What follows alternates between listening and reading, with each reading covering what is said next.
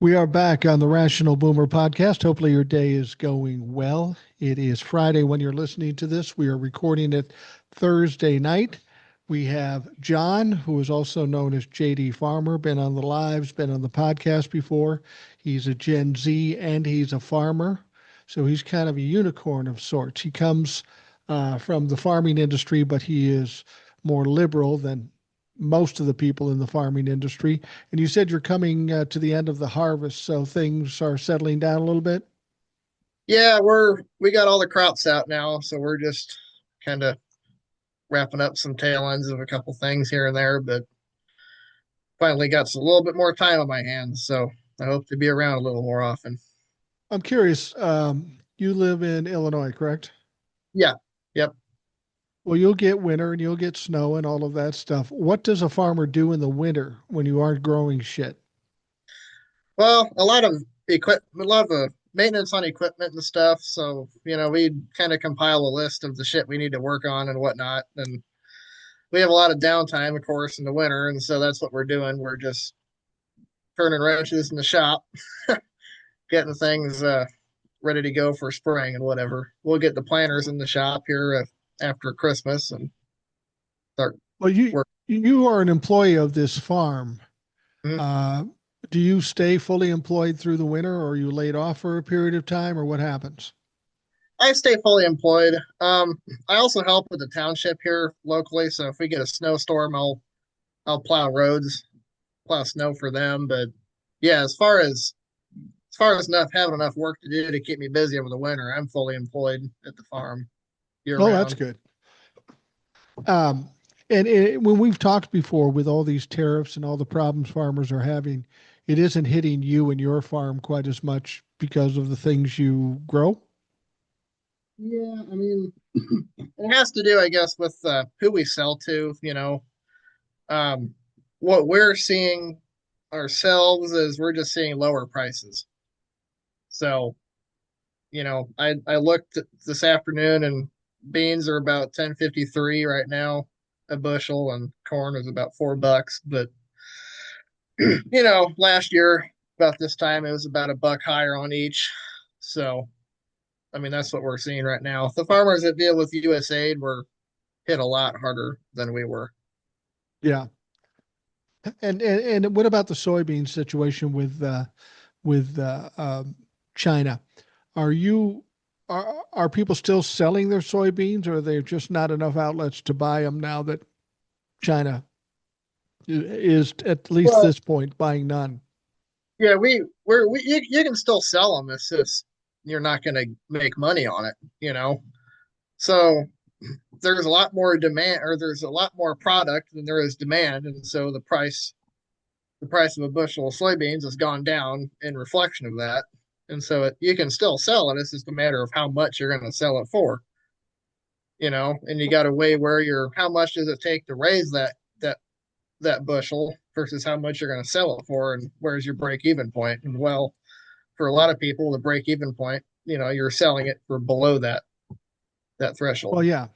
Well, yeah. I mean, you can't break even because you're trying to run a business, and the old Right. axiom of buy low, sell high doesn't necessarily equate to the situation. You did say that you're in a little different situation with your farm, that you have storage, so you can hold on to Yeah. this stuff a little while later in the winter when it becomes more valuable. Yeah. We don't have any we don't have storage for our soybeans, but we do store corn.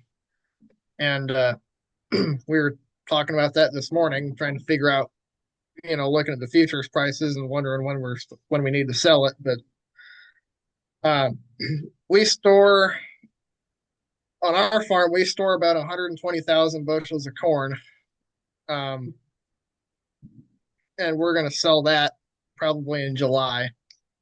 So the Okay. market flooded. Well, and the corn that you have isn't the normal corn that people eat. It's like an animal feed corn type of thing. Is that right? Yeah, I mean, it depends on who buys it, because you can't eat it. It's just number two yellow dent corn, which, if you go to the store and you get, yellow cornmeal, that's what that is, you know. Oh, okay. But primarily it's used the bulk of it is going to be used for livestock feed and like fuels and stuff like that. I mean, you go to the gas station, you get 10% ethanol. Well, that ethanol is corn alcohol. Um, where you are you seeing, are there many soybean farmers in Illinois? Oh yeah, yeah, yeah. But yeah, most all of your grain farmers are going to be split between corn and soybeans, at least in this part of the country, and in Iowa too, and most of the corn belt. Are you hearing anything, any tragic stories from some of these people that have soybeans that apparently don't have an outlet? I mean, when China bought as much of the soybeans as they did, I understand how prices will go down when the demand is down, but there's only so many soybeans people can buy. And if your biggest customer isn't buying, that tells me there's got to be some left over. Is that true, or is it just longer to sell?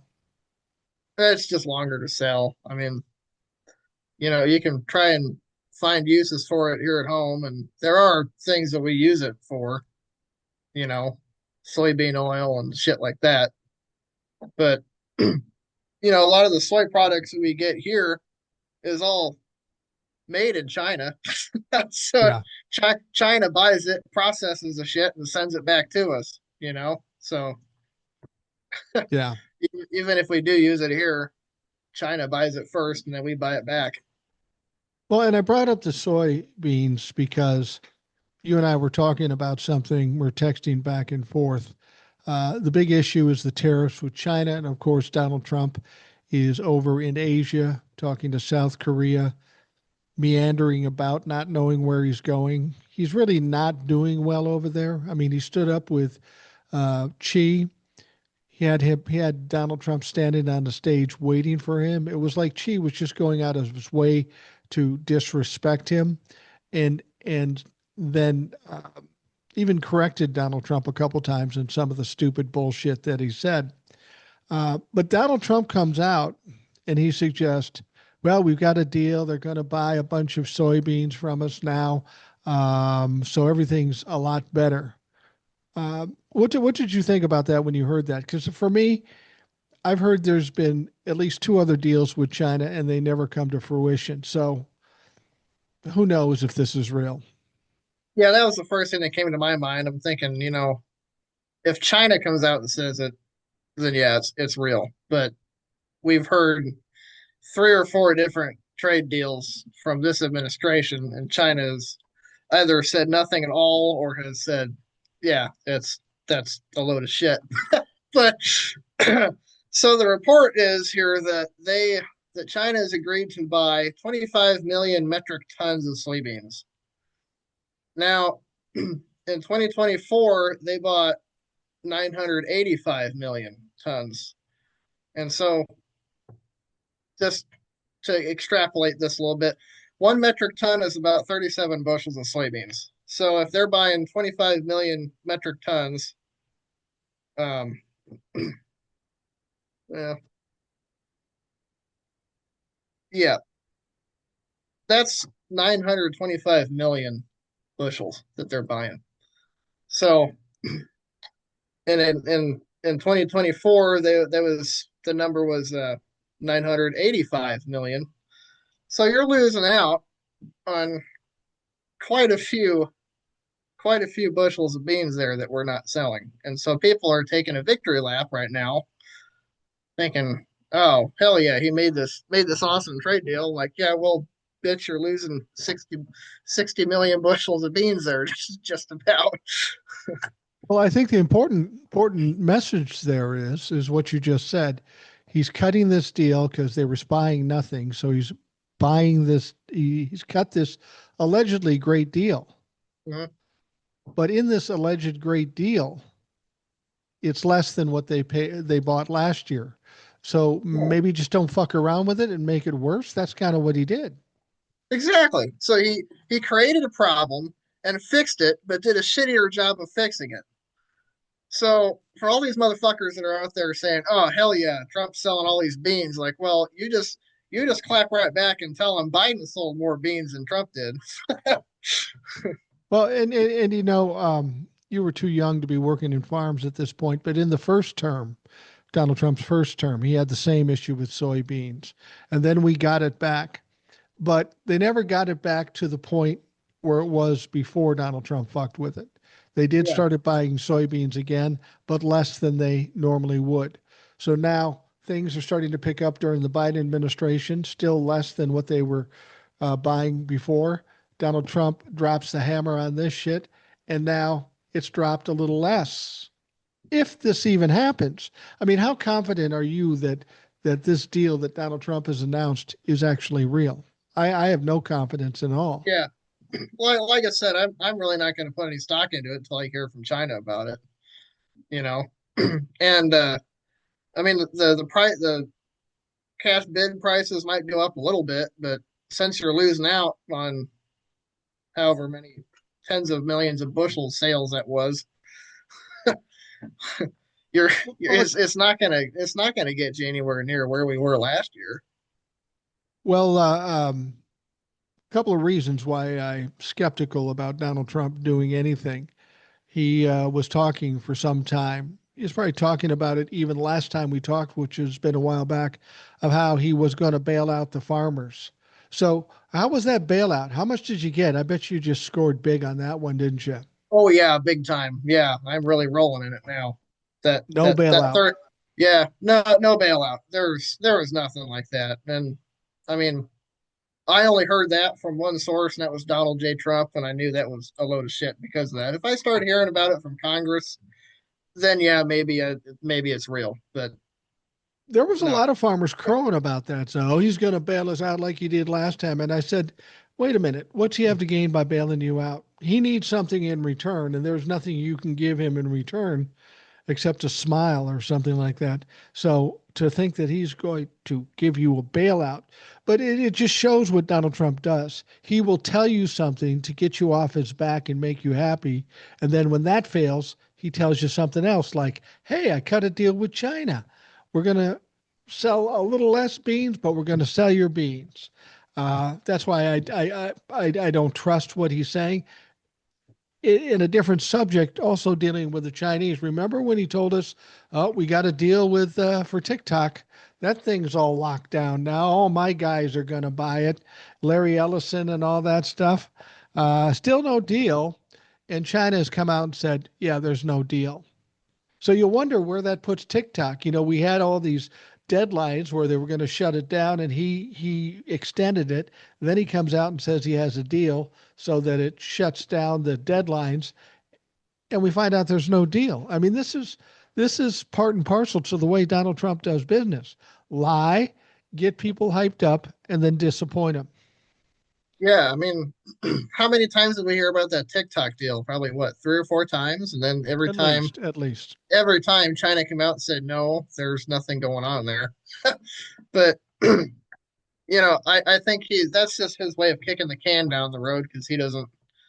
Well, he knows that he caused the problem, so he's kind of doesn't want people to realize that, and he also knows that we have a dysfunctional Congress that can't do anything. So you can't really change the problem.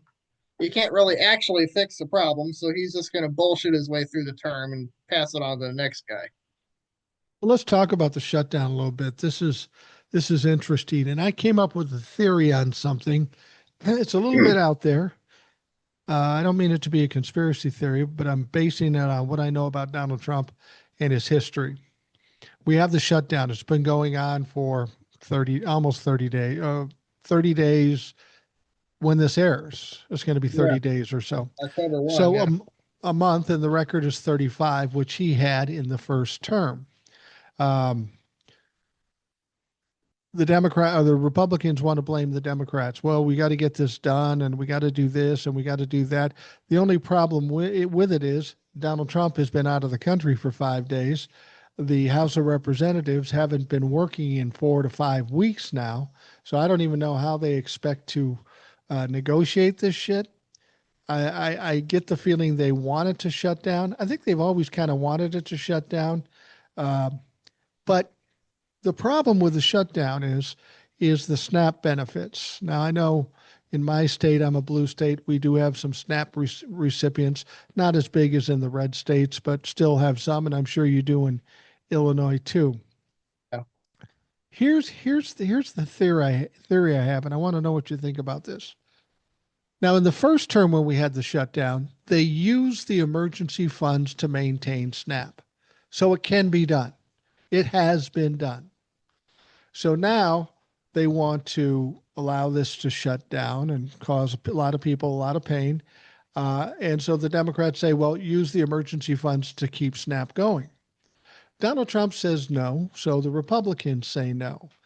And part of the reason they do that is because everything they've tried up to this point is tried to scare or reach the compassionate side of the Democrats. Oh no, that's too far. We'll just give you whatever we want. Typical Mhm. bully behavior, you know. I'm going to make a bigger threat. I'm going to make a bigger threat. But Mike Johnson said something, and as a fellow cynic, think about this. They're asking him, "Why don't you use the emergency funds?" And he says, "Well, we can't. There's no mechanics legally to do it," which is a flat out lie. And then he said something else. He said, we can't do it. The money's not there. And I go, whoa, whoa, wait a minute. It's an emergency fund. That money shouldn't have moved unless it was being used for emergency. Then I started thinking about, well, there's a lot of money going out to ICE and planes and all this shit, and we don't know where it's coming from. Is it possible that Donald Trump and the Republicans stole from Peter to pay Paul and took it out of there? And this is why they're fighting it so hard, because it really doesn't look good for them with the constituents. You're now able to say, you want the people to starve. You won't do what you did last time or what you're supposed to do now. Is that too crazy of a thing to think about? Now that you say it, that sounds about right. I mean, they we this whole time we have had no idea where all this money's coming from. No. Nothing has been allotted by Congress, for this and that, and then for all that fucking $40 million to Argentina or whatever, and we've really been clueless as to where it's all came from, and that would make perfect sense. And they don't want to admit it. Well, that's what happens when you're dealing with a business like Donald Trump typically runs. They're Mm-hmm. always shuffling around money, except this is all tax money, and people should know it. And this is what I fear most of anything is when Donald Trump is out of office, we're going to see a lot of money missing, either used inappropriately or flat out stolen. A lot of money that's been set aside for like this emergency thing won't be there. So I think maybe the reason they're trying so hard to not do this is because they're afraid they'll be exposed when the money's not there and it should be. I mean, they're in court right now. Several states right now are suing to use that emergency aid, and it's enough to do whatever we need to do. Republicans are in court fighting against that. So when they come out and say, well, the Democrats want these people to go hungry. No, specifically, the Republicans are fighting to let the people go hungry. It just, Right. what's that Shakespeare thing? Methinks he doth protest too much. Yeah. It's just a weird feeling I have. I don't I know mean, any way of knowing this for sure, but I know how these fucks think and what they do. well, I mean, and like you say, we're not going to really know what's going on until long after this administration. I mean, Yeah. it's it just seems right, you know. It just seems like something they would do. But you know, they've really managed to paint themselves into a corner, and I honestly don't know how they get out of it in the end. Because they've backed themselves into a corner in which they're fighting against feeding people. Yeah. How can you possibly paint yourself in a good light when you're doing that? Well, absolutely. Well, they can try to gaslight and say, no, it's the Democrats that are doing this. But very clearly, it's them. There's other Yeah. shit like he promised to pay the military, right? Mm-hmm. He promised to pay the military in the shutdown with the shutdown. He said, Pete Hegseth, go in the couch cushions and look for some money.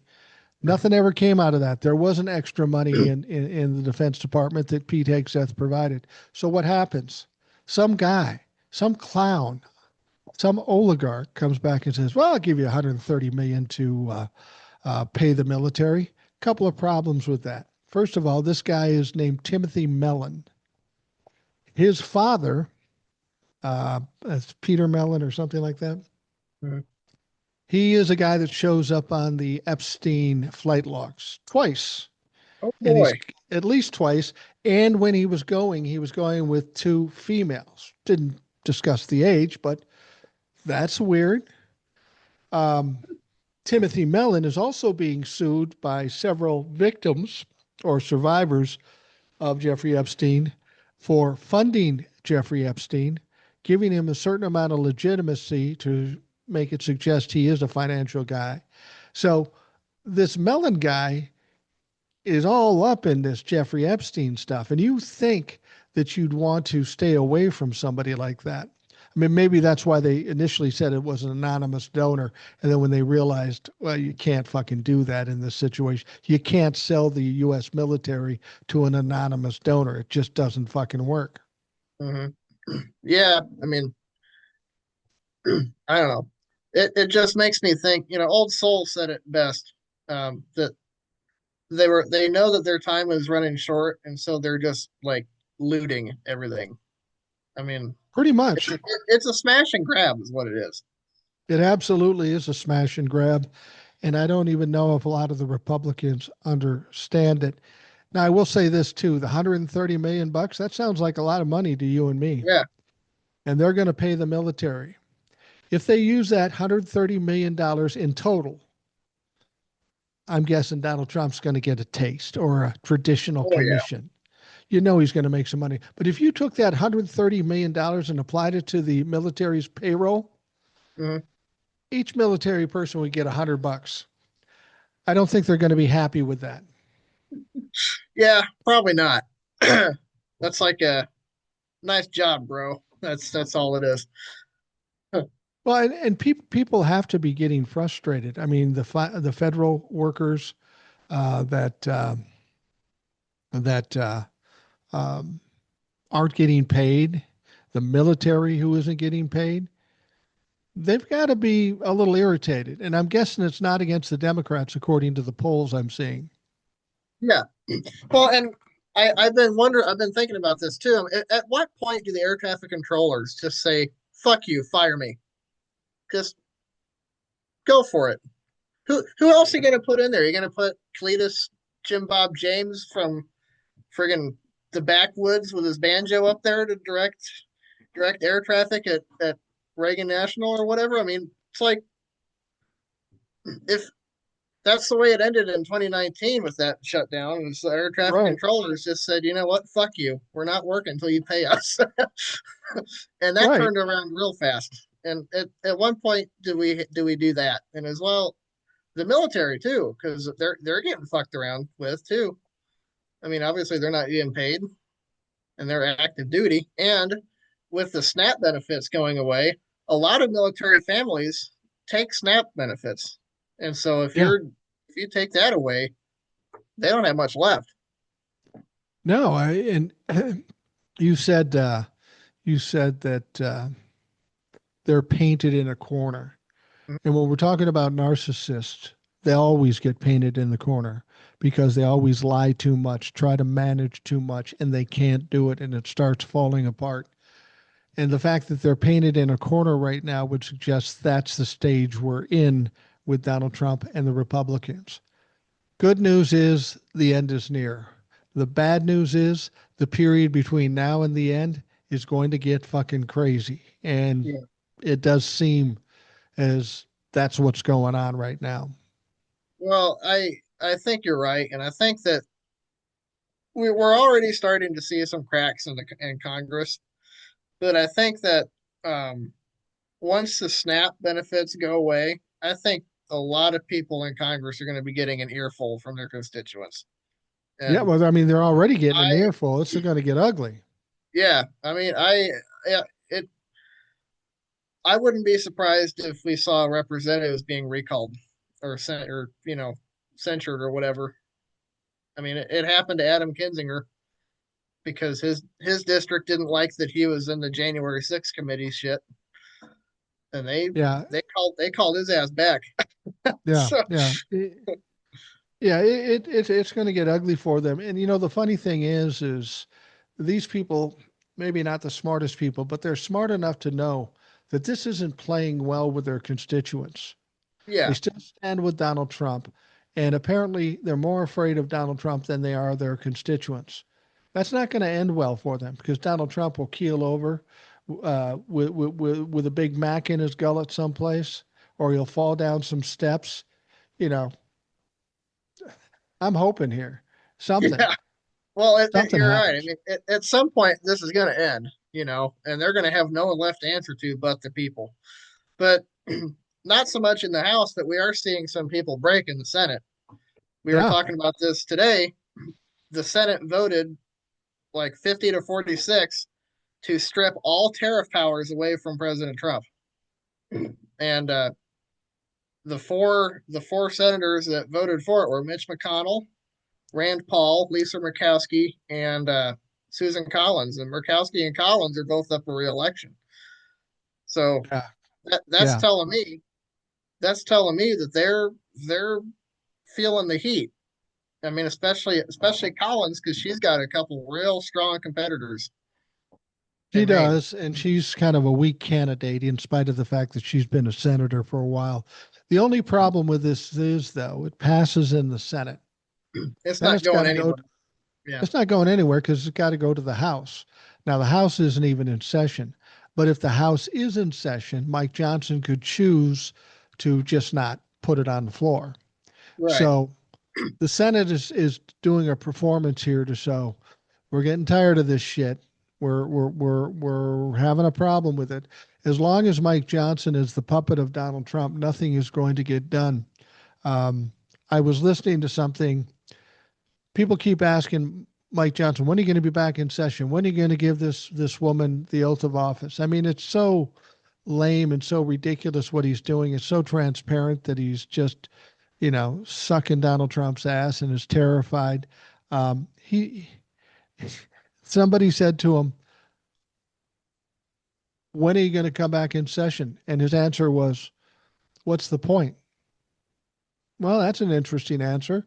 If that's the answer, what's the point of having the House of Representatives? Let's dismantle the whole fucking thing and get that fucker out of there, and let's not have the House of Representatives if they can't come together and accomplish anything. Yeah. What the fuck do you mean? What's the point? And what is he going to come out of this with the speakership still? I mean, right now the only way I see this ending is if they get him out of there as speaker and put someone else in there who's going to do the fucking job. Yeah, I think it's very likely that Mike Johnson is going to lose his job at some point. I think he's going to have to bring him back in session. He's going to have to give this woman the oath. I mean, he's getting a lot of pressure now. Mike Johnson got a letter from multiple victims of Jeffrey Epstein telling him he needs to give her the oath and put her in her seat and then pull these people back in session. He's getting a lot of pressure, not only from Democrats, but from other people on the outside and Republicans too. People are Yeah. getting tired of the bullshit. Well, and Aaron Parnas reported today or yesterday that a number of Republican representatives had a phone call with Mike Johnson, and they apparently reamed him out pretty good for this shit. So I gotta believe that we're not too far off from a shift happening. I just don't know what it's gonna look like when it happens, and I don't know what it's gonna take. My gut tells me that probably it'll be sometime toward the tail end of the first week in November once people are feeling the heat from the snap disappearing. But I mean, all bets are off at this point, really. Well, there may be a strategy to this, a dumb strategy, but we got Donald Trump with these strategies. So what happens? They come back in session. They boot Mike Johnson. Now they got to find another speaker, and that could take 2 weeks or 3 weeks, depending on how how motivated they are to do this. But the problem is, without a speaker, the House still can't do anything. It would Yeah, bring them back in session, but it would basically make them impotent without a Speaker of the House because you can't bring any bills or do anything if you don't have a Speaker of the House. yeah. I mean, if if Trump wanted to delay this any further, I think that would be the way to do it. And I don't know who else do they have to be the speaker? I mean, Oh, like you say, it took him, I don't know, God knows how long to find Mike Johnson, and no one had ever heard of him before. right. Well, and the other thing is not so much even getting the votes to elect somebody. I got to think that's not a real desirable job right now. If I'm Yeah, safe and I'm sitting in my little corner and I'm Mike Johnson working out of Louisiana or wherever, I don't want to be put in the spotlight in this fuck show. yeah. And, you know, I wonder, I mean, I'm sure it would never happen, but all you need is what, two, three Republicans to vote to just say fuck it and vote for Hakeem Jeffries, and there you have the Speaker Jeffries with the Republican majority. But that's pie in the sky shit. But no one wants that job. No You one know, wants that job. it is pie in the sky type of situation, but and we talked about it the last time we went through the Mike Johnson thing. Oh, Hakeem Jeffries could be the leader or the Yeah, Speaker of the House. And that was pie in the sky then because the Republicans weren't giving in on anything to the Democrats. They weren't allowed to do it. We're in a much different situation now. People are getting tired of Donald Trump. Donald Trump may be costing them their careers. Something like that is more likely to happen this time around. Still unlikely, but more likely to happen than it did the last time when Mike Johnson was put in office. I think you're right. There is some cracks coming in the Republican Party, and we knew this would come eventually.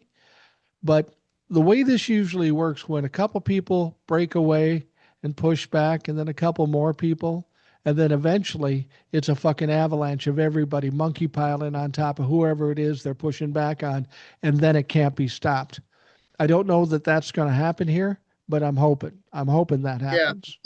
yeah, for sure. And that's what's got me. That's what's really got me interested in what's going on in the Senate right now. Because yeah, it's only four Republicans, but it's four pretty strong Republicans. I mean, if you got Mitch They've been there a McConnell, while. yeah, they have seniority. I mean, Rand Paul, Mitch McConnell, they've been there for a long time. McConnell especially, and wherever Mitch goes, people there's going to be those that are bound to follow him. You know, I think and so I think I think there are people terrified to go against Donald Trump, but they too are being put in a corner where I got to worry about what Donald Trump might do, or I'm going to lose my seat. It's really come to that point right now, and right, as soon as we hit November 1st, no November 1st. God, I'm a fucking idiot. it's Once we late. hit November 1st and Snap goes away, Yeah, um, there is going to be a freak out. There's going to be a lot of people screaming. There's going to be a lot of fingers pointed at Donald Trump. And the reason the Republicans see the Republicans with the shutdown, I would bet the vast majority of the Republicans want to agree with the Democrats and continue the subsidies with ACA. If for no other reason that the red states in this country overwhelmingly use ACA. And if they insist on not extending the subsidies, it's going to be devastating not only for the people in those red states and blue states, but red states particularly. It's going to be devastating for the representatives and senators too. The blame is going to be taken out on them.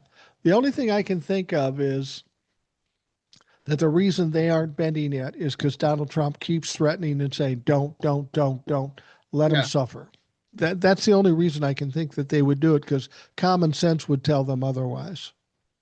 yeah, and that's kind of why I'm kind of curious what's going to happen here on November 4th with these gubernatorial elections. Because you've got a few states that are have governor races, And depending on where that goes, if it leans heavily toward the Democrats' favor, I can see a lot more Republicans in Congress being comfortable with going against him because they're seeing where the tide is going, you know. But if it's kind of split, then I wouldn't expect them to really reflect that. Well, I was talking to Eric about this, and he was saying, well, if there's a big amount of people voting Democrat and there's a big showing and they lose badly, then they might get upset about it. And I said, Eric, really, if it's a close race and the Democrats win, they might say, well, we still got some room. Have you not looked at the fucking economy? Have you not looked Yeah, at the polls? Have you not? I mean, what's it going to take for people to go, oh, this fucking horse isn't going to win. We need to jump off that and get on something else. I mean, it's really amazing to me that people can't see what's right in front of them. Donald Trump is a liability right now, absolute liability. He doesn't bring anything to the table. Maybe 25 or 30% of fucking goofball idiots that might vote for him, regardless. But beyond that, the vast majority um, are not looking at Donald Trump favorably. Um, the big problem with the Republicans is they're so divided. I mean, the Democrats are too, but you've got the lump of shit at the bottom, which is the MAGA, and then you got everybody else that are either in between or more independent. Um, they got to figure out somehow to save MAGA, but they can't do it while they lose the rest of them. They got to get them all to be in the fucking race, and they don't see a way to do it. So they're just not making any decisions right now.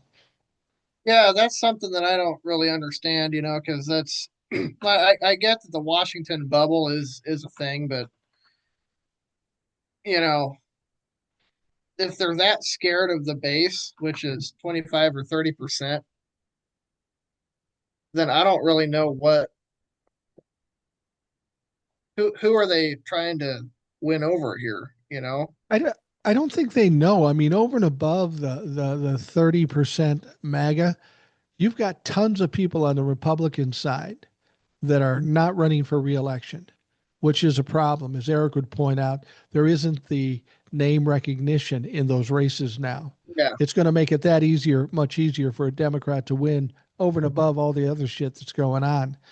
You're seeing a mass exodus from the Republican Party, and I think it's going to get worse as we get closer to the midterms.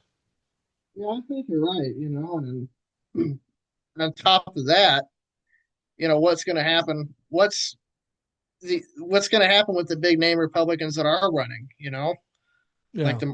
your Marjorie Taylor Greens or your you know fucking Susan Collins or who all those guys. How what's going to happen with them? I like Eric said it before too, but I'm I'm anticipating some surprises in 2026. I And am too. if we see a couple, one or two big namers go down, I would expect the party to just turn 180 and just go hog wild against Trump after the midterms. I mean, they have to figure out a way to keep themselves viable for 2028. I think they've already lost it, to be perfectly honest with you. I mean, because the Yeah, economy and all the other shit going on isn't going to get better. Donald Trump pulls shit out of his ass and says crazy shit. Like, for example, yesterday he said, yeah, I want our country to go back to nuclear testing. yeah, Now, none of the nuclear powers have done active testing since the early 90s. And part of the reason for that is safety. Part of the reason is they don't want to reveal what they have to the other powers. And by doing the testing, it would be apparent to Russia. Now, I'm thinking Russia. I'm guessing with the lack of money and foresight and just what's going on there, I'll bet the nuclear weaponry for Russia is in fucking shambles. yeah. I mean, if they can't defeat a country the size of Texas in the Ukraine, Yeah. we they really were kind of a paper tiger because for a long time we really thought that they were our biggest rival next to China, but they with how their militaries function. I mean, they're in there with Cold War era tanks and shit.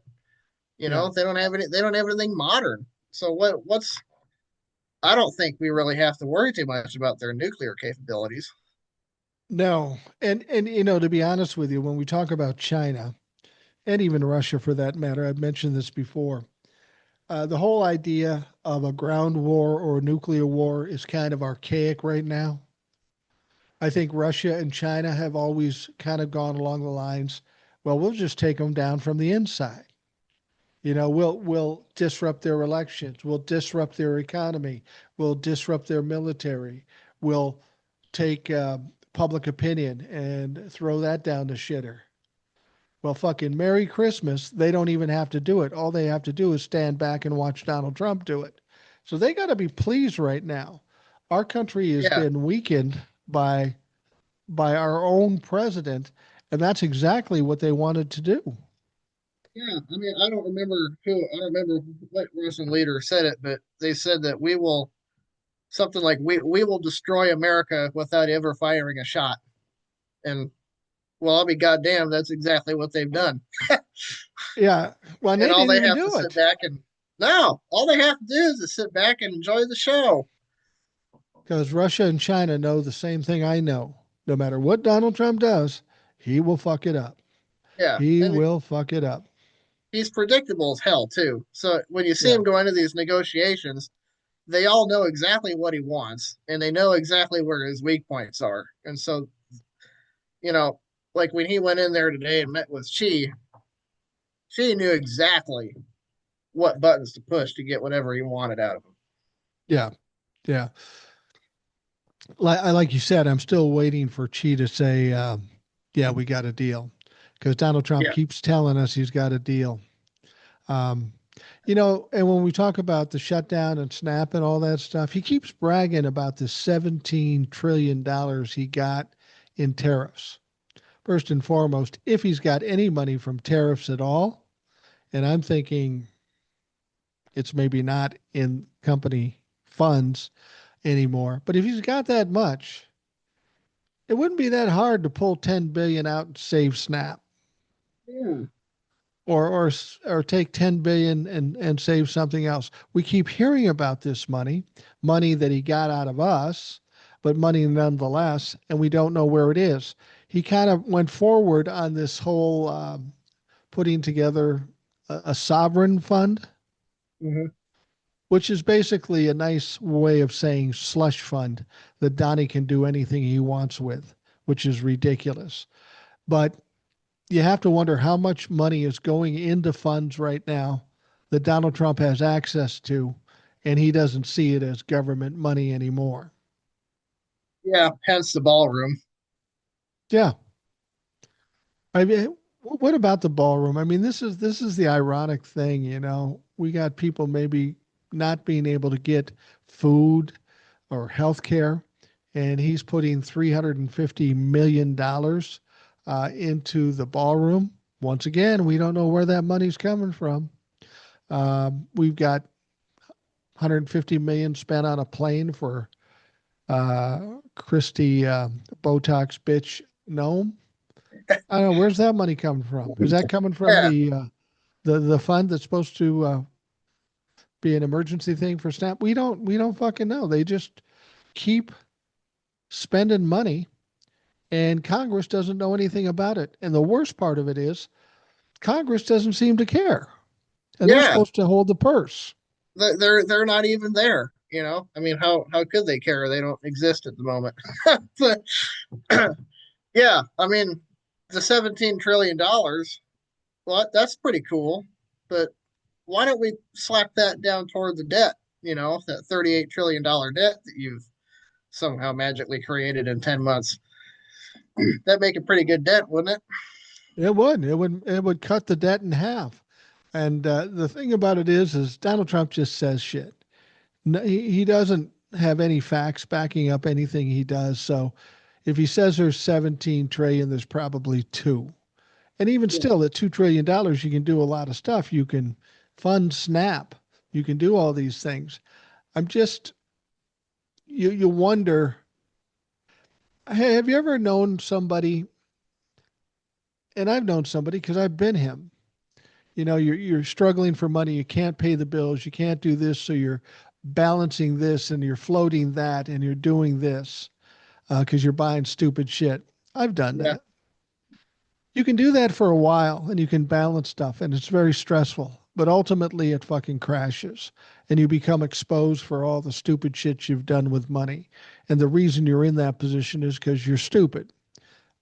I can say this because in my younger days, I did that. I didn't know what the fuck I was doing. Yep. But I almost get that sense out of the Trump administration. I mean, when you look at Donald Trump having um, six bankruptcies for casinos and other things, you can kind of guess he's probably not good with money. He maybe had a lot of money, but he's not good at handling the money. Yeah. I mean, personally, I think he was laundering money for somebody. That's why he Yeah. lost a lot of businesses. But yeah, I mean, when that's your only business knowledge is how to launder money, you're probably not a very great businessman. Now, So what do you expect? how do you see the shutdown ending? I mean, about a week ago, I said, you know what? I think the Republicans will bend at the last minute because the pressure will be too much. They're just doubling down, doing the bully thing, and trying to get the Democrats to bend. And now the Democrats aren't going to bend because it would be worse for them if they did. And I thought at the last minute, they'll maybe give in. Well, it's the last minute right now, and Yeah, Republicans aren't even in the House. So it's going to go to November 1 probably unless some of these judges come back and say no, you've got to use because there's been some decisions on that in court that they're looking very strongly at not using this emergency funding, and they aren't feeling what Donald Trump is feeling. But we know how courts run. They aren't going to get it done today. It's going to take into the week or whatever before the courts do anything, and then you have a fuck that doesn't obey the courts. So it's inevitably going to go to November 1, and it's going to be a fucking freak out. I mean, yeah, if you don't have kids, but as a parent and as a grandparent, you can fuck with me all you want, but if you take food out of my kid's mouth, I'm going to be more than mad. I'm going to be fucking angry, and I'm going to want to fight somebody. And that's what I'm concerned about once we get past November 1st. yeah. I just hope we don't get to the pitchforks and torches like Will says. But the way I Yeah. see this ending is I think it's gonna be them kicking out Mike Johnson as speaker and finding somebody else because Mike Johnson has made it pretty damn clear that he doesn't give a fuck about keeping the government open. I mean, he said today, "What's the point?" So I think the only way we do this is SNAP benefits go away. People at home freak the fuck out because they can't feed their families. They start they start nailing their representatives high to the wall, and they get their ass in gear and say, "Hey, this ain't cool, man. We gotta pick up the pace here." But don't you see that as a turning point though? Because if they do that, because Donald Trump is the one guy say, don't do it, we're going to do it. I get it. I know what I'm doing. That's what he's saying. If they do that, kick out Mike Johnson, whether it be Donald Trump doing it or the Republicans, and they bring it back in session and they kind of bend a knee to the Democrats, because that's what's going to happen. At that moment, Congress has turned away from Donald Trump. To Yeah, me, that seems like a turning point. I think something telling me that we're not getting out of this without something major like that happening, without a big shift. And I think we're starting to see an inkling of it in the Senate with the tariff stuff. And I know that there's discussions behind closed doors in the House. I can feel it. Oh, absolutely. But, the thing about it is, if that happens, if the Republicans go against Donald Trump, that's when things start to get even uglier because Donald Trump is truly backed into a corner. His own people are going against him. He's going to start flailing. He's going to be doing crazy shit, doing stupid shit. And that's where he'll fail. That's where he will crash and burn. So that's why I think we're getting closer to it. People keep talking about the midterms. We need something to happen before the midterms. That's still a year off. Um, and the few elections will maybe send red flags to the Republicans, but we don't know how they're going to react.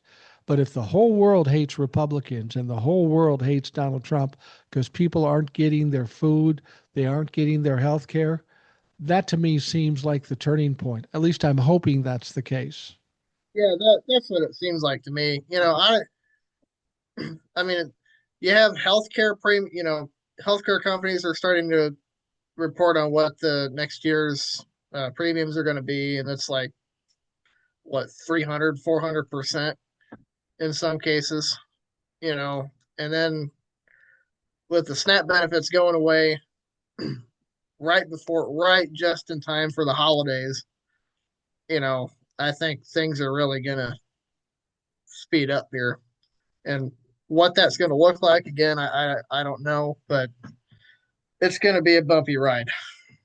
Well, and people think, okay, the poor people won't have food. Okay, we'll get through it because I'm not a poor person. The federal government's not going to get paid, but that's okay because I don't work for the federal government. What you have to understand is there's a domino effect. I'd heard that 25% of SNAP that's sent out is spent at a Walmart. Mm-hmm. That's a pretty significant sum. A lot of grocery stores are going to be losing a lot of money, and that Yeah. trickles down to us by getting higher prices and just causing a problem. So it won't just be the people that don't get SNAP. It'll be what it affects down the road and the domino effect and how it'll affect you and me and everybody else listening. There's going to be a lot of people pissed. Yeah. Well, yeah, no, without a doubt. Like you say, that it's not just the poor people that are going to suffer. It's the grocers that can't. They're losing that much business because people can't afford their shit. But at what point? How long is that going to take before those big companies start coming down on Republicans? Though.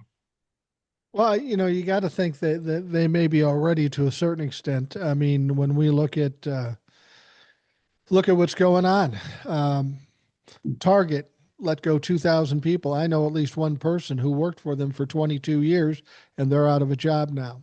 We got Amazon. 14,000 coming out of Amazon, and they aren't going to be the last ones. There's going to be a lot of big companies with people being laid off, and that's not going to wear well for the Trump administration either. Well, and so they're not releasing you know uh, uh, data and stuff. They're not releasing jobs numbers and shit like that because Office of Labor Statistics said, well, we just want to make sure we have accurate numbers and good numbers before we put them out. Like, yeah, okay, cool, but you don't need numbers coming from the government to know that the economy is retracting. Well, It's the fact that people are exactly. being laid off by the thousands like that. That tells you that companies are feeling the pinch, and it's not going to get better. No, it's definitely not getting better. And the thing about it is as much as Donald Trump comes out and says, "Oh, prices are going down. The economy's doing great. The jobs are doing great." We're not going to tell you about it, but just trust me, it's really great. That gaslighting works for a little bit of time with the dumbest among us, but real people are feeling real effects. They aren't going to be buying the bullshit. Not only are they going to be upset because they don't have money or jobs or health care or SNAP, but they're going to be pissed off at Donald Trump because he's saying just the opposite. See, this is what happens with narcissists. They twist, they turn, they distract, but eventually people realize the bullshit, and Yeah, that's where it falls apart for a narcissist, and that's what's happening to Donald Trump currently. it is. Yeah, and that's what Trump can tell you. Oh, everything's going down. Groceries are going down, beef is going down, all that stuff. Well, when you go to the store and it's $14 for a fucking pound of ground beef, that ain't gonna fly, man. people are gonna people are gonna see that. Same thing with the bucket, the dollar. gasoline and stuff like that. Well, it's $3 here, must be somewhere else. But how that's not going to last very long. Yeah. What do you think about the healthcare aspect of it? This has always been a sticking point. The fact that we don't have decent healthcare in this country at a reasonable price is ridiculous. And now what they're planning to do is going to make it impossible for a lot of people to afford healthcare. Um, do you think this, well, put it this way. I said after he got elected and shit was going sideways, I said, it's unfortunate. I hate to say this, but in order for things to change, we are going to have a catastrophic fall. People have to It's feel the burn. and they're going to feel the burn. Everybody's going to feel the burn, and Yeah, that's why I think we're kind of at that point with Snap going away, them hiding Jeffrey Epstein stuff. There, it's very clearly that Donald Trump and the Republicans don't want the Epstein files released.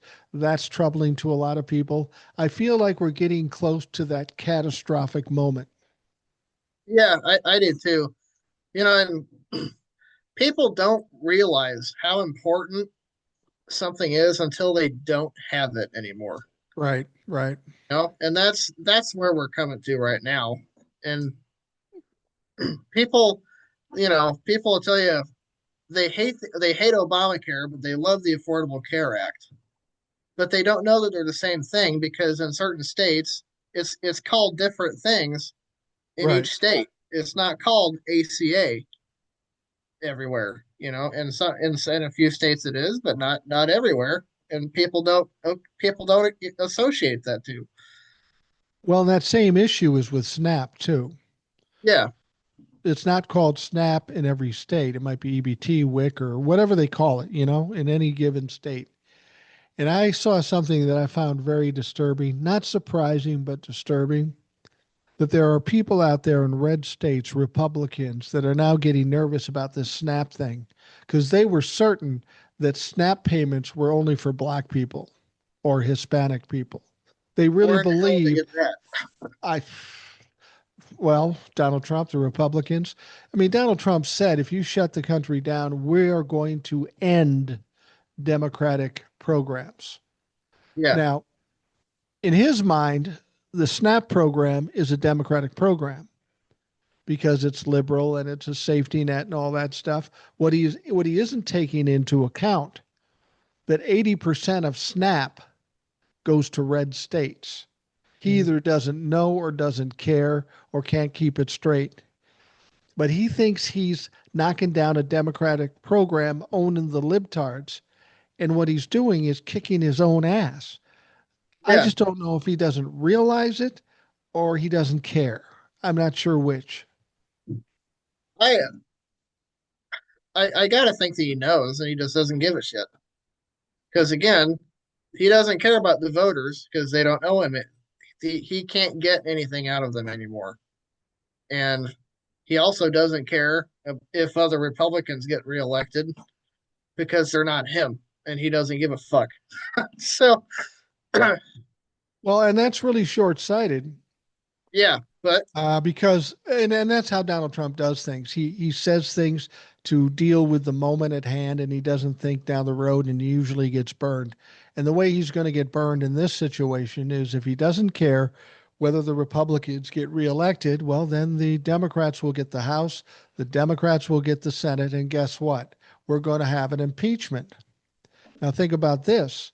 Okay, so maybe it's 52 to 48 in the Senate, and the Democrats have the majority. They still need 60 votes to kick him out. They'll get the impeachment in the House with no problem because they should have the majority. But in order to kick him out, they will need 60 votes. That means there'll be some Republican votes in this whole process. is it 60 or 67 in the Senate? Oh, you're right. It is 67. It's not the I think it's filibuster, it's it's two something else. thirds, two All thirds. right. Yeah, you're right about that. It's 2/3. But my point is if you're a Republican sitting in the Senate Mhm. and Donald Trump just lost you the House and the Senate and is fucking up the economy, who's to say some Republicans say, I'm done now? I'm fucking done. He's gone. I Yeah, I think we're there. You know, especially with what we're about to go through with the people losing their SNAP benefits and the ACA stuff going Yeah. away. People are going to be hopping mad, and you know, I think whatever is left of them after 2026, I think could do it. And I wouldn't be surprised necessarily if they did it after the midterms, but before the new Congress is sworn in, because they might just be like, you know what, this guy just lost us all of our jobs. Fuck him. I Yeah. Yeah. That would mean, be, I think Eric has suggested that too. That would be the prime time. I'm on my yeah, way out. Fuck him. I mean, it would be petty and it would be vindictive, but fuck if that ain't what they are, you know? Imagine Republicans being petty and vindictive. God, What a heaven stretch, forbid. honestly. Heaven for fucking bid. But I think, I think that's where Donald Trump is headed because he Yeah, keeps making stupid statements. He keeps embarrassing himself. He's obviously diminished cognitively. He's obviously diminished physically. Um, Eric and I have talked back and forth, uh, not thinking he's going to make it to 2028. I'm talking to Ed tomorrow, and his prediction is by Thanksgiving. We're coming close. We're coming I close. I would say Christmas. I think Thanksgiving is a little bit too soon, but I'm going to say Christmas. And you got to remember, Ed's an old man. He's been around for a while. He knows some shit. True. Man, I'm coming in here between Eric and Ed. I Yeah. I can't even begin to compete with them two. Oh, absolutely. I mean, that's the whole thing about the when we do this podcast. It's all about individual perspective from where you are. Ed is older than me. I'm older than Eric, but Eric's in his 40s, and you're the young one amongst the group. And frankly, I'm most concerned with people of your age for the future with elections and such. Because here's my problem. And I'm not going to say this is you because I don't get that impression it's with you. You're more thoughtful than most kids your age. What are you, 24, something like that? Yeah, 24. Having been a 24-year-old at one time, I know this to be a fact that most kids in their early 20s, maybe even their late 20s, they have a chemical imbalance. They have, especially with men, they have more testosterone than they do have intellect and experience. And that testosterone is what guides them to their choices. Well, I want the tough guy. I'm going to do this and I'm going to do Yeah, that. I'm podcast, bro. hoping, yeah, yeah, podcast, bro. I'm hoping that some lessons are being learned amongst the young people. I mean, because by the time you have to deal with all the shit that's going on now and how it affects the future, I'll be fucking dead. But you're going to have to deal with it. Do you feel any sense that your generation is starting to get it? I think so, and I think the reason why is the Mamdani situation in Yeah, New York. I mean, Zoran Mamdani, the most of his support through this whole thing has been young people. And if you right. look at who's being polled and who supports him and all that, his poll amongst the younger crowd is just enormous, really. And it was the same way with Bernie Sanders too. Before when Bernie ran for president, he had a lot of young people behind him. And Well, and I think the Democrats should try to understand that. I think, first of all, getting yeah, more young people running for reelection or running for election will get the attention of the young people. But I think the thing that has upset the young people about Democrats, particularly, is that there is no attention paid to their plight. And when I say their plight, it's something I had to learn too, because I'm an old guy and I got this and I got that and I'm retired and all that. The stock market's good, so everything looks good. But there are people your age, get out of college, get out of whatever, and they aren't getting paid enough to survive. They can't rent places, they can't buy cars, and they feel like the Democrats, as well as the Republicans, have fucking disregarded them. And that's a yeah, mistake because they're the millennials and Gen Zs are going to be the biggest block of voters in 2028. They've got to pay attention to the plight of the young people in this country. And I know young people get the impression that the old people are just greedy. We want it all for ourselves, fuck them. And I'll be honest with you, that's not how I feel. That's not the way I do business or my life. But there are a lot of old people my age and even younger than my age that are, in fact, like that. They've got to see the red flag and address what the young people want and need. And I think whether you have somebody older or younger, it wouldn't make a difference. But I think the more younger candidates, the better it's going to be. Yeah, and along that line, if you look at the Andrew Cuomo versus Mamdani, that's kind of like the perfect microcosm of what you just talked about. Because Absolutely. Mamdani is a younger guy. He's living in a normal apartment. He's making a not making a whole lot of money. He takes a bus to work every day, and this and that. He's a relatable guy, and so when you get him next to the former governor of the state, he's a multimillionaire and a big corporate businessman guy. Zoran Mamdani is just spitting out straight facts and talking like a normal guy, and then here's Cuomo, who just stands there and points at Mamdani and goes, "Ha ha ha, he's poor." It's like, yeah, he's poor. He's like me. He gets it, and so that's what really gets me and a lot of the young people excited in this country because we're finally seeing candidates that are about our age and that are they understand what we're going through, and they want to Yeah. fix it, and that's how the Democratic Party wins from here on. You got to run people that are relatable and know what the hell's going on because that's what's really going to get people excited. And cares about what's going on. I think Yeah. Mondami, when he wins, I think he will win. Oh Every yeah. every indication suggests he will. That's going to throw a shockwave through the Republicans. Here's the interesting thing: Israel doesn't like him. APAC doesn't like him. He's a Muslim. He's against Israel. You know that I saw one of my favorite creators today. She was on the live last time. Great name, Blue Jean Baby Queen. That's her name, I and have to look her up still. that comes from the song. Well, she was banned. Now she's got a lesser one. Oh yeah. But Blue Jean Baby Queen comes from a song from the Mhm. '70s, Rock On. Yeah. Anyway, she said that she found out that Mondami, as much as they want to play him to be a Muslim fighting against the Israelis and enemy of the Israelis, his family's from India. He's Muslim, but he's from India. Not really the foe of Israel at this point. He's not But your they stereotypical. Yeah. no. But And he is how's he brown. different than Ramaswamy? Yeah. I mean, I guess all that matters to them is he's brown, and so he must be evil. Yeah, Yeah, yeah. Mamdani's gonna win. You know, there's no problem with that. And yeah, it's gonna send shockwaves through the Republican Party, but I tell you who it's gonna shock more is the Democratic Party. Absolutely.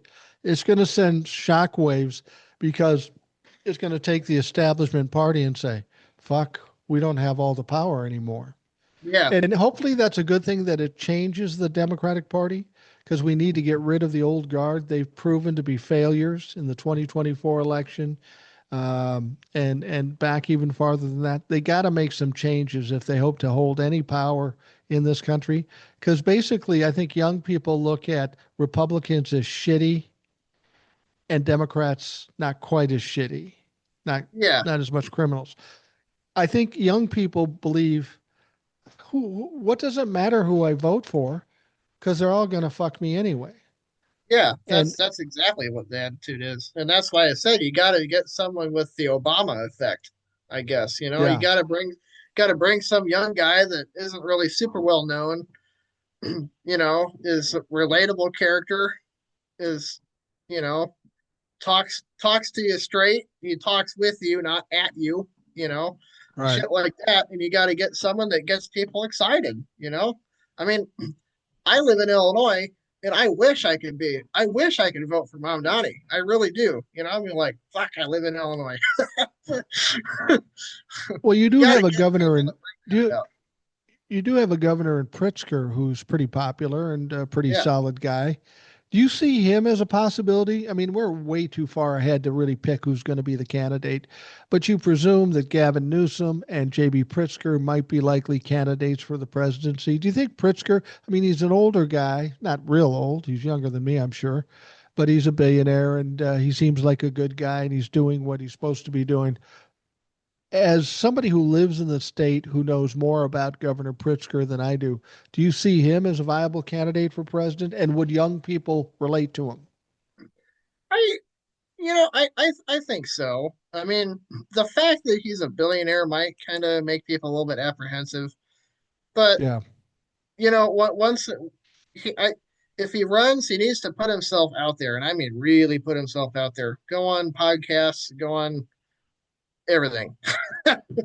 Well, No, and you know what? And you know what? That's where I think he might lose a step. He's smart, he's articulate, but I think anybody who's going to run for the Democratic nomination for president, you have to take a page out of the Trump campaigning. mm, And what I mean by that is because we're dealing with younger people, you've got to look at this much differently. You don't have news media that is just talking about policy and strategy and stuff. You almost have to build a brand, you know? yeah, I mean, some might say that I kind of built a brand by being the rational boomer for whatever little help that is. But that's what people relate to. They want somebody that they see as a champion that's not only going to be good in the job, but it's going to kick some ass for them. That's why they voted for Donald Trump. That's why people were a little lukewarm on Biden. Biden was too low key and he was, old school politics. You need somebody who's aggressive. You need somebody who's going to fight because we're in a fucking war now. And if you ain't yeah. fighting, you ain't shit. I think that's where I think Pritzker can actually do a pretty good job because Yeah. he's been one of these guys right now that's not mincing words at all, you know. And I've seen him on talk shows and I've seen him on a couple podcasts here and there, and he can shoot the shit just like anybody else, you know. I mean, hell, I'd sit down with him and have a beer. Why not? Well, and you know, You know? and you know who does a better job than Pritzker as far as being relatable and stuff, but I don't think he's a viable candidate, is my governor, Tim Walz. He Yeah, proved that he got absolutely. people on his side. I just don't know if he's a viable candidate. There's another guy in Georgia, John Ossoff, if you've ever seen him talk. Yeah, He's a young guy, good looking guy, and he's kind of a bulldog too. He might be a viable option. yeah. I think either of those two. Tim Walls, I don't know if he's got necessarily the personality we need right now, but Yeah, he, probably not. Yeah, he was kind of down home. He's a fighter, but he's down home. And I like Tim Walz. I think he'll win the governorship again when he's running here again. But I, I just don't. The problem with Tim Walz had the same problem Kamala Harris had. Kamala Harris was restricted as to what she could say because she was still working for Biden, who was president of the United States. She couldn't really go out and contrast or contradict Joe Biden, so she was limited. And in the same vein, somebody like Tim Walz was limited by Kamala Harris.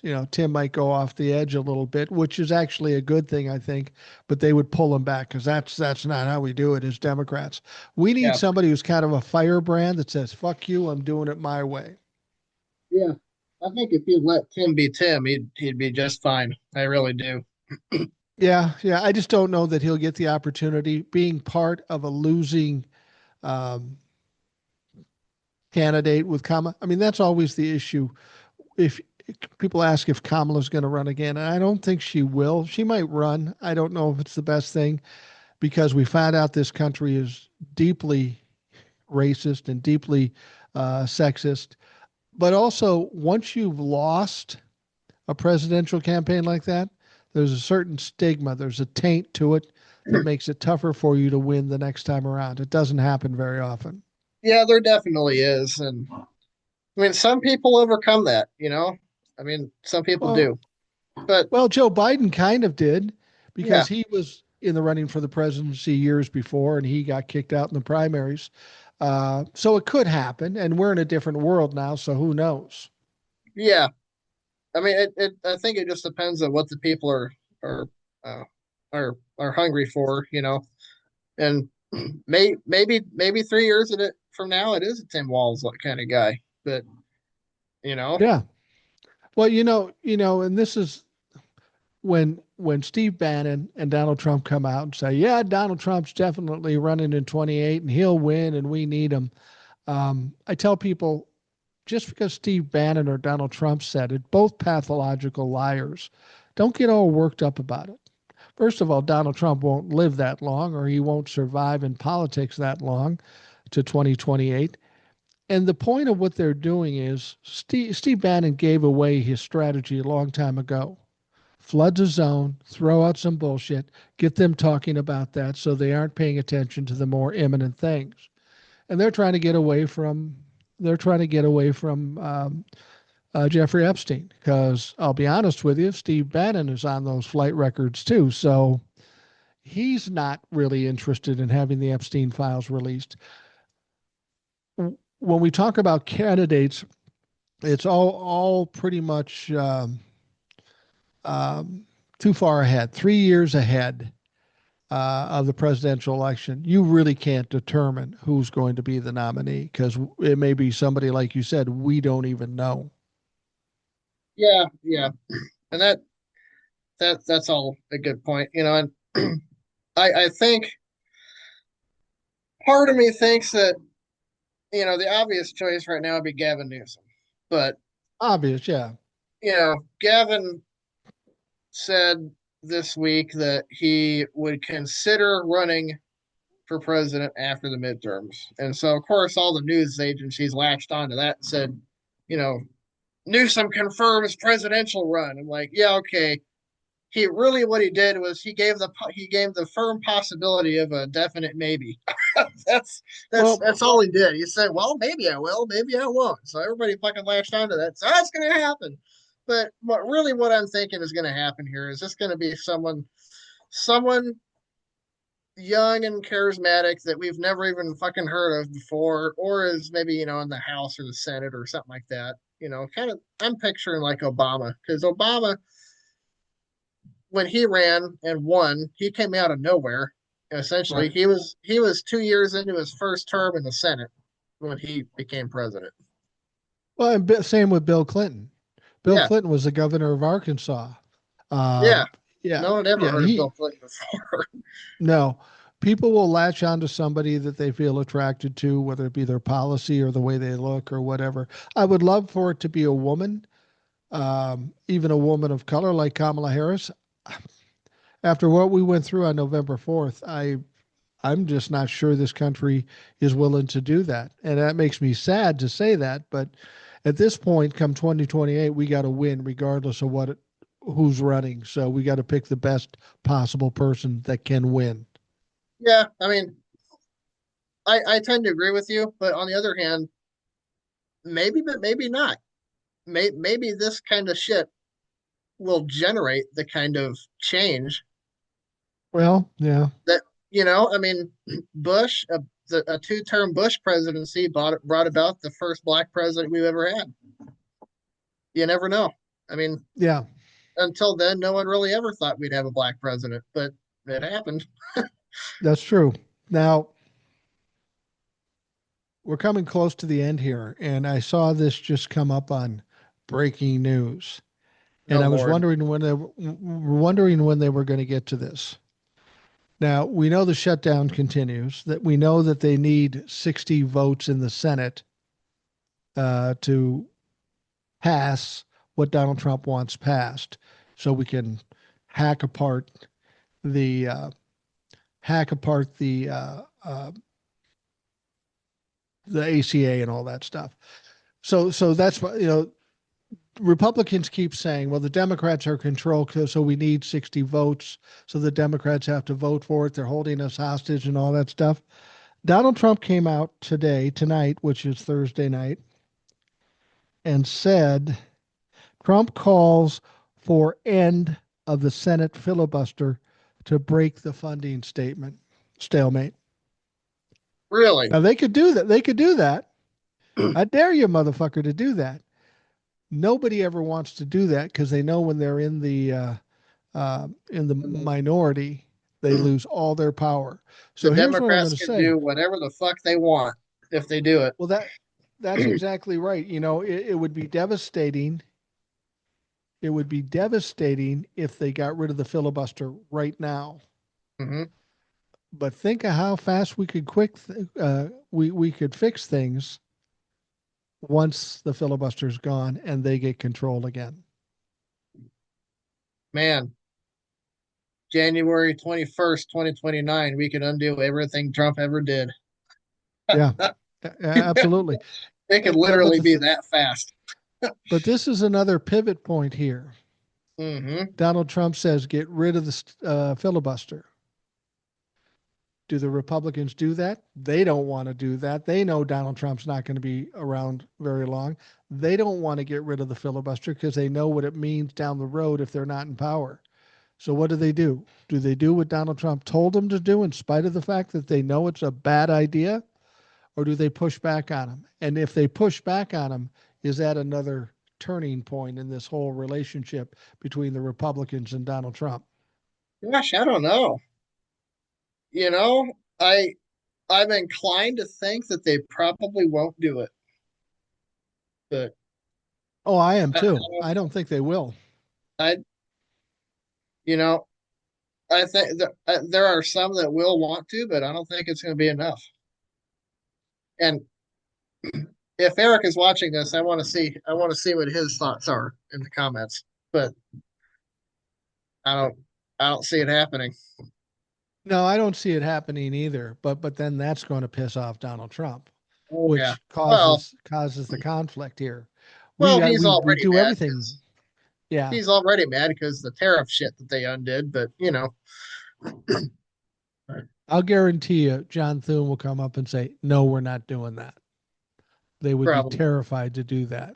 It would be absolutely ridiculous. That said, I would love for the filibuster to be gone. I'm not great on the idea of them having no filibuster and pass this CR. I'm not excited about that.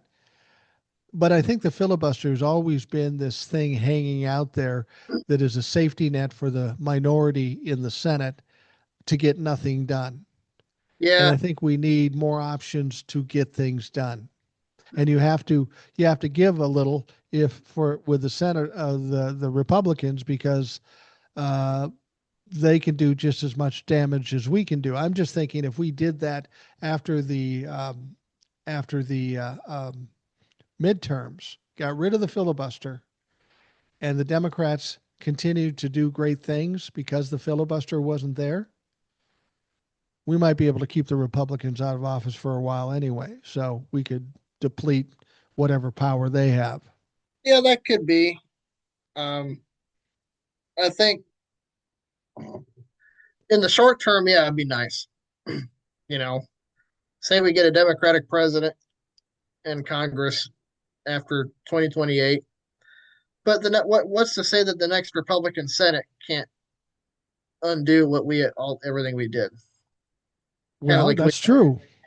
But if we do a so good enough job, they won't get reelected. well, yeah, but you're really hedging your bets on that. So I kind of think that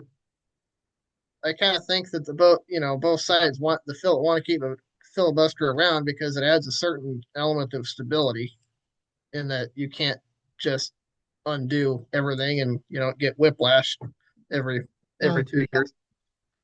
no, I agree. I think the Democrats right now would certainly be against getting rid of the filibuster. But when Biden was in office and the Democrats had the majority, they were talking shit about the filibuster too. That's how it goes. It goes back and forth depending on who's got the power. And it's the filibuster isn't even what the filibuster originally was. They basically made it a rubber stamp that says, "I call filibuster." Now you got to have 60 votes.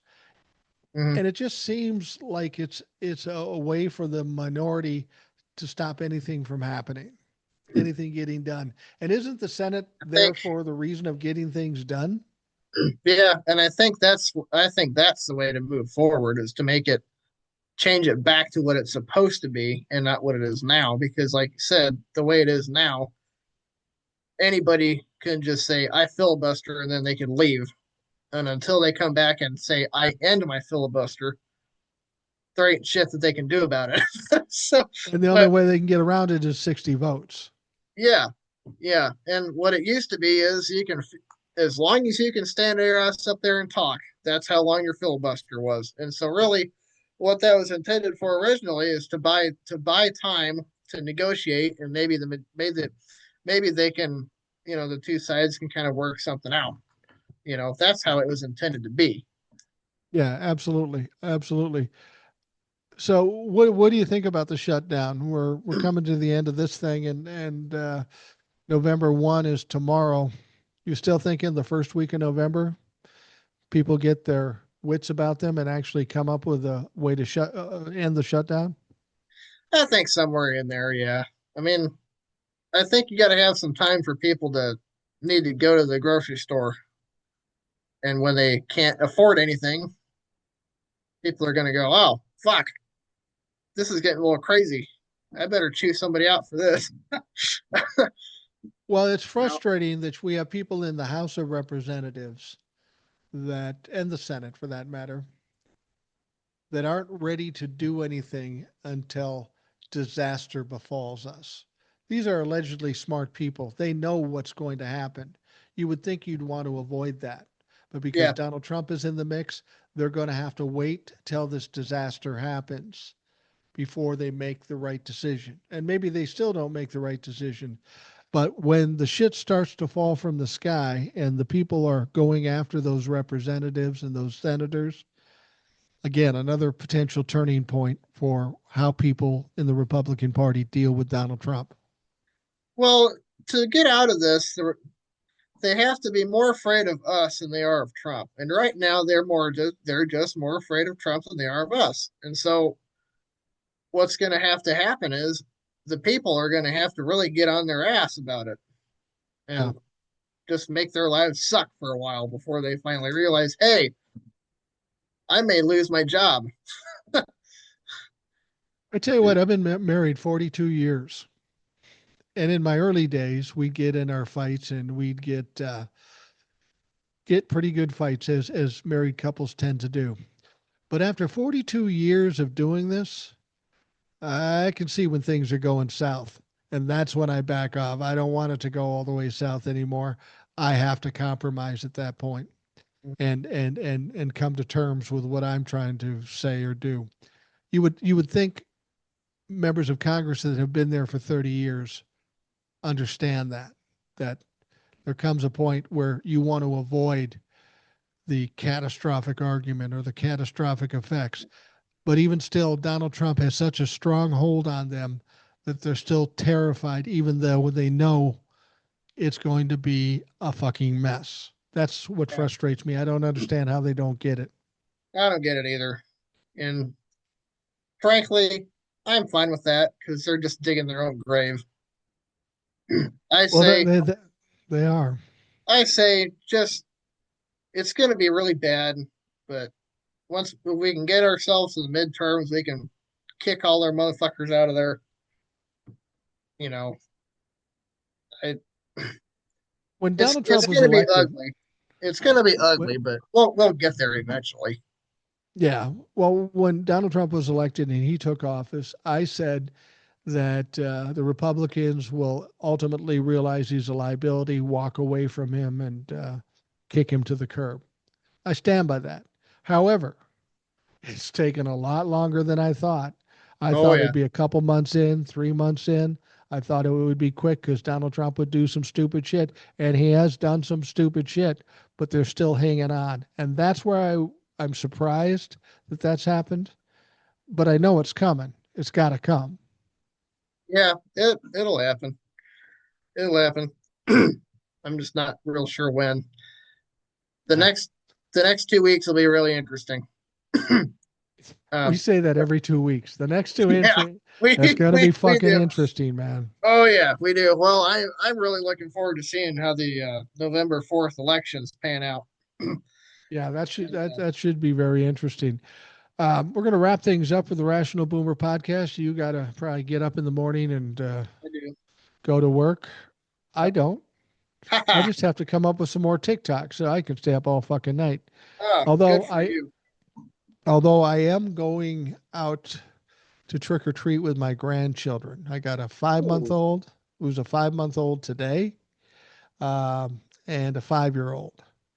And my daughter in law says to me, "Well, everybody's dressing like barn animals. What are you going to dress like?" I look at my wife and he goes, "He doesn't usually dress up. I don't dress up."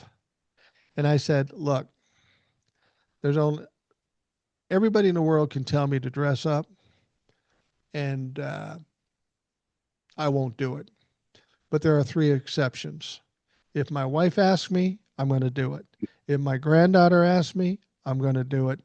And if my daughter in law asks me, I'm going to do it. Because I already like my daughter in law way better than I like my son. So I'll do whatever she asks me to do. So it's going to be interesting. I got to come up with some barred animal. I don't know what the fuck I'm going to do. But I also wanted to say a couple of things too. I got a very nice card from Cheryl and Steve. I won't give their last name because, but I know Cheryl at least lives in Hawaii. I think Steve does too. And they sent me a nice card because it reminded when I talk about my grandkids. So Cheryl, Steve, thank you very much for the incredible support and for the nice card. Old Soul sent me a care package for the kids of candy and all that shit. Probably wasn't a good move, so I don't know if it'll get to them or not because I kind of like candy. But no, I'll bring it to them and some nice presents for the little ones. So thanks to Old Soul. She's in Japan, maybe listening. And Old Soul's brother too, Tez. Um, he's I interact with him a lot when she's out of town, which is all the fucking time. Um, anyway, why don't you tell folks where they can find you because you have a lot of insights and what they can do if they want to hear from John or JD Farmer, as you're also known as. Yeah, you can. I'm on TikTok mostly. I mean, I'm on YouTube too. I don't really do anything over there, but TikTok, I'm JD Farmer One. If you want to track me down there, I don't make my own political content. I repost plenty of other people's, but Right, right. most of my stuff is farm related shit that I'm doing and whatever. Some cool stuff if you want to kind of see what the farm life is about. But Yeah, yeah, absolutely. yeah, Absolutely. And all right. Well, John, thank you for coming on. This was kind of short notice as it often yeah. is, and I appreciate you making yourself available and making my life a little bit easier by having you on. Well, thank you for having me on again. I appreciate it. It's always a good No, time. no problem. Well, John will be back in the not so distant future. Those of you listening, thank you for taking the time. I hope you have a great day, and we'll talk to you tomorrow.